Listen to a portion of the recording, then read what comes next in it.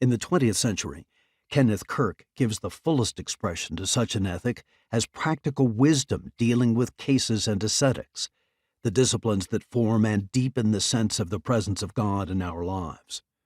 At the same time, especially as the society is increasingly secularized and so no longer reflects a deep Christian ethos, ethics needs to offer a vision of society in light of Christian faith. 20th century Anglo-Catholics increasingly turned to this task, most notably reflected in the thought of William Temple. While evangelical thought tended to identify faith with a particular understanding of the saving word of Scripture, Anglo-Catholics courted the danger of identifying the Church with ancient rites and liturgical traditions, the very Catholic ways that were the original source of the Anglican Protestant rejection of Rome. Fundamentalism among Anglo-Catholics was as great as that among evangelicals. As in every age, to prevent a fundamentalism, a unified understanding of Christian faith and life was needed, which would draw together Christian faith as given in and through particular historical texts and practices and contemporary understandings of the world.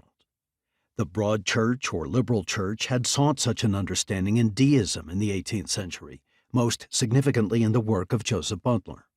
However, such a framework had finally led more to a philosophy of religion than a living, breathing faith of a people formed by the Church. Still, some such framework was required in order to make sense of both evangelical and Anglo-Catholic claims. Frederick Denison Morris provided the most significant framework for developing an integrated account of Christian faith in which the conflicting claims within Anglicanism and more broadly in the Christian tradition at large could be drawn together. For Morris, Scripture and worship were the revelation of the relationships that realized the value and meaning of life. Philosophical understandings that claim to be universal are gained only in the experience of particular historical relationships. Word and sacrament reveal by bringing persons into these relationships.